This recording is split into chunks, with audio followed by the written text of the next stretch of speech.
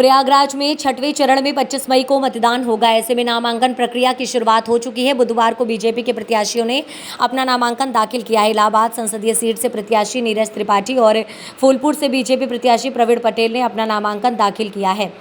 दोनों प्रत्याशियों ने नामांकन दाखिल करने के बाद अपनी अपनी जीत के दावे किए हैं। इलाहाबाद संसदीय सीट से बीजेपी प्रत्याशी नीरज त्रिपाठी ने कहा कि जीत तो तय है, बस मार्जिन को लेकर क्षेत्र में कार्य किया जा रहा है। नीरज त्रिपाठी के मुताबिक इस पर इलाहाबाद संसदीय सीट पर बीजेपी की जीत का मार्जिन 4 लाख वोट से ज़्यादा रहेगा।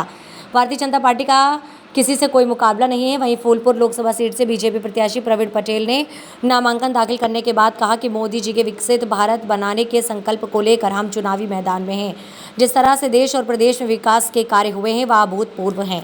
पूरे परिवार को मोदी जी का जो पूरा 140 करोड़ जनता का परिवार है, उस परिवार के प्रति आभार प्रकट करते हैं। माननीय मोदी जी को, माननीय राष्ट्रीय अध्यक्ष जी को, माननीय गृह मंत्री जी को, पूरे राष्ट्रीय नेतृत्व को, उसी के साथ पूरे प्रदेश नेतृत्व के साथ माननीय मुख्यमंत्री जी को, हम लोगों के नेता, विकास पुरुष जिन्होंने प्रयागराज को नया प्रयाग बनाने का काम किया, आदरणीय श्री केशव प्रसाद मौर्य जी को, माननीय श्री ब्रिजेश पाठक जी को, माननीय प्रदेश अध्यक्ष जी को, अपने भारतीय जनता पार्टी के एक एक सदस्य को, सभी कर्मठ कार्यकर्ताओं को और फूलपुर की जनता के प्रति भी हम इस बात के लिए आभार प्रकट करना चाहते हैं कि एक बड़ी जिम्मेदारी भारतीय जनता पार्टी ने हमको दी है। और मेरा भी ये संकल्प है कि जिस तरीके से माननीय प्रधानमंत्री श्री मोदी जी ने इस बात को कहा है कि हमारा लक्ष्य विकसित भारत बनाना है, उस विकसित भारत के अभियान में फूलपुर की भूमिका सबसे अग्रणी हो, यही हमारा प्रयास रहेगा। रवि जी, आप काफ़ी दिन से कैंपेनिंग कर रहे हुए फूलपुर से मौजूदा विधायक भी हैं, अभी आपको क्या लग रहा है इस कॉन्स्टिट्यूंसी में कैसी कमियां रह गई हैं और क्या डेवलपमेंट करना है? देखिए, पिछले 50 सालों में जितना विकास नहीं हो पाया था, इस 10 सालों में माननीय मोदी जी ने अभूतपूर्व विकास किया है।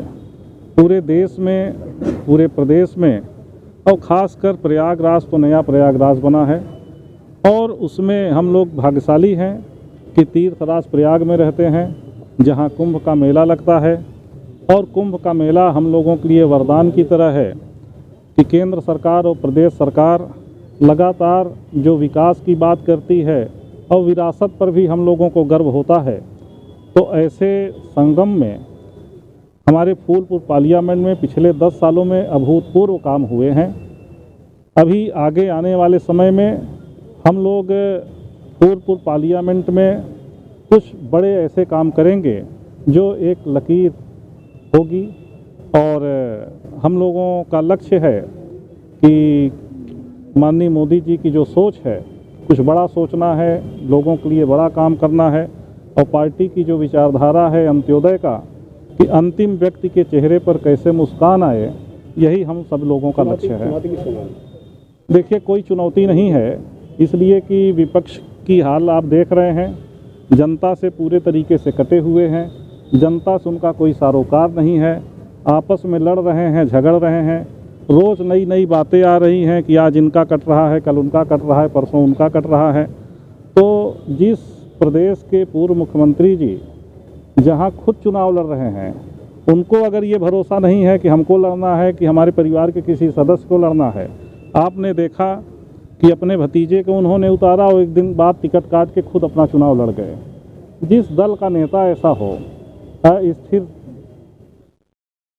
सोच के, तो ऐसे लोग परिवार तो चला सकते हैं, देश और दल नहीं चला सकते। पटेल जी, सलमान खुर्शीद जी की भतीजी जो है, उन्होंने जो है जिहादी वोट का नारा दे दिया है, जो कि पहली बार ऐसा चुनाव में हो रहा है, इसके बारे में क्या कहना है?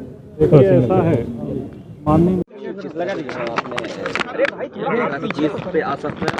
जी, मुझे जनता का प्यार और आशीर्वाद हर जगह मिल रहा है और मैं जीत के प्रति बिल्कुल सुनिश्चित हूँ। बस बात इतनी है मार्जिन की। पिछली बार हम 1,83,000 से जीते थे और इस बार उम्मीद जैसा जनता कह रही है कि इस बार 4 लाख पार से जीतेंगे।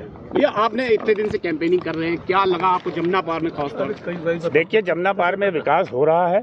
मैं जहाँ जहाँ जा रहा हूँ, मैं वहाँ देख रहा हूँ कि सारी योजनाएं लागू हो गई हैं, सब पे काम चल रहा है।